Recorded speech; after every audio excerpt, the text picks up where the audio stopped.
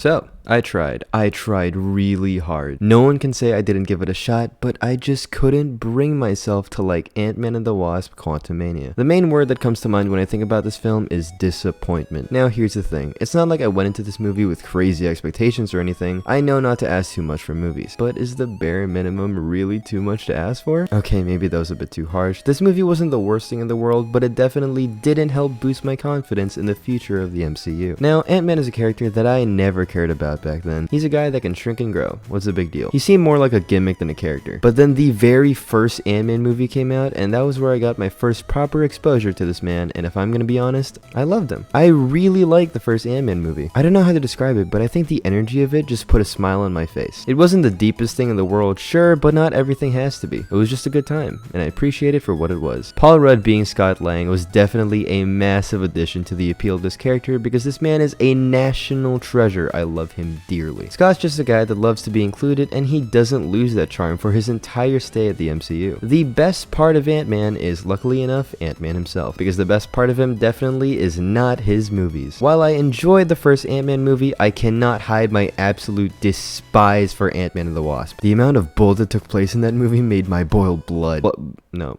boil. Remember when one of the only pieces of tension in that movie was that Ghost was gonna vanish from existence or something? How do we save her? Is there anything we can do? Well, yeah, apparently. Let's just get Wasp's mom to hold her hand or something and completely fix her situation. How does she do this, you may ask? Oh, it's because she learned her super magic abilities from her time in the quantum realm. Oh my god. Now, this is very much possible, don't get me wrong, but they put in no work to show this at all. The image of it was just her randomly coming to save the day and solving the one issue no one knew how to fix. The word convenient doesn't even begin to describe the situation. This movie was definitely trying to feel just like more of the first movie, but it really could not do that. Not for me, at least. I hated this movie so much that I actively considered putting it below Thor: The Dark World on my MCU ranking list. And if you couldn't guess, there's nothing below Thor: The Dark World. That spot was almost taken after I saw that movie though, and I was holding on for dear life on that one. Now we move on to this movie, where we finally have the ability to see what she can do. But guess what? There's nothing. Nothing. She did so little in this movie, it actually baffled me. For a character that had all the experience in the world of the quantum realm, you'd think she'd take the lead here. It's not like she didn't try, but I feel like her relevance was really lacking. Honestly, I think she was actively annoying in this movie. She was doing this trope that I absolutely hate in movies and shows, where a character has access to a plethora of important information, but just doesn't disclose it. Like, Janet, what do you mean you don't have time to explain? From what I remember, you guys were constantly walking around the entire time and you couldn't even tell them then? This was annoying because of the quality of information that she knew. She knew about Kang, and hey, can I just say, they were hyping up Kang so much in this movie. Every character was calling Kang him, and I won't lie, that's totally badass. If only they did not let that happen too frequently. They kept saying stuff like, run, he'll find you, he'll destroy our cities, he's conquered us all. Like, okay, I get it, just say his name already, oh my god. Kang. This is a character I also wasn't very familiar with. I knew Ant-Man because of the Amazing Avengers show, but I knew nothing about Kang. I saw him in Loki, I saw people talking about him online, and I saw the trailer to this movie. And the only thing I got was he's the new big bad. Someone who's going to absolutely reshape the hierarchy of power in the entire universe. Someone who's just as, if not possibly worse than Thanos himself. Well, if he's gonna be that big of a deal, then it would suck if he lost in his first movie appearance, right? It would get rid of a lot of the intimidation factor if he lost, right? Well, this was actually embarrassing. Now, here's the thing. They were doing a great job with him at the beginning. He was giving energy that other villains could only bear to dream of. You're an Avenger? Have I killed you before? Oh my god, that line was so raw. What the? You're not the one with the hammer, are you? This man just admitted to killing other versions of Thor. Then we see him in action. Just completely levitates Cassie and Scott effortlessly, then pushes MODOK away with super little effort. It's clear that his power was unrivaled. Except, I guess, besides ants. You mean to tell me this guy conquered other worlds, destroyed timelines, killed the Avengers multiple times, killed the God of Thunder himself, Thor, multiple times, but he couldn't beat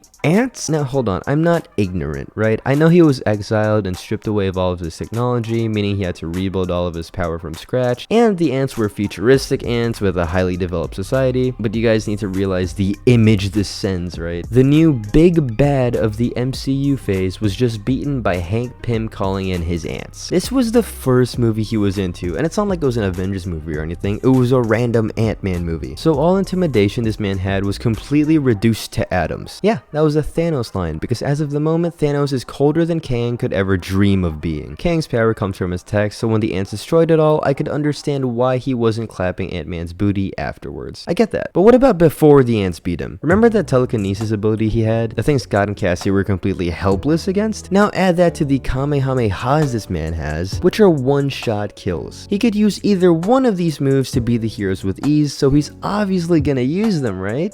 He has a stare down against the 3 Ant-Men, and when they charge at him, he starts punching. Bro, what are you doing? This should be an easy win for you. Oh my god. The plot armor this family has is unbelievable. It's also always a red flag to me when the big bad villain, who's supposed to be super intimidating, starts panicking when the heroes accomplish remotely anything for themselves and orders his henchmen to take care of them. Like, bro, if you're so strong, why don't you do it? The last thing that irks me is the fact that this version of Kang was exiled because of his power, right? He has the power to stop all the other Kangs from accomplishing their plans. So if this was how this version of Kang died, the super strong Kang, then the other Kangs must just be that much weaker, right? That must be the case. Then there's the other villain, MODOK. I hate him. He sucks. Okay, I won't lie, he was really funny for some of the parts, yeah. Especially towards the end where he calls Scott his brother and convinces himself that he was an Avenger. Yeah, that was beautiful. Otherwise though, his character was almost completely unnecessary. Like, what was his purpose? Oh wait, you know what? Maybe his purpose was to help Cassie so that Cassie can help him. Oh boy, I do sure hope we get some good depth from both of these characters, but nope, she just tells him not to be a dick. And guess what? It works. Quite possibly the lamest and laziest way to write a character's development. Now, you cannot say that this was just for the comedy of the movie, because that excuse doesn't apply here. That would work if it was purely just for the joke and it didn't have any effect on the other parts of the movie, but Cassie's don't be a dick moment led to MODOK eventually attacking Kang himself, which was a massive reason as to why Kang lost at the end of the movie. I can't just look at him as comic relief if he literally got involved with the defeat of the main villain. I cannot stand this. Kang's final stand was also losing a wasp. Oh, that's such a hard word to say, wasps. Kang's final stand was also losing a wasp. Pew pew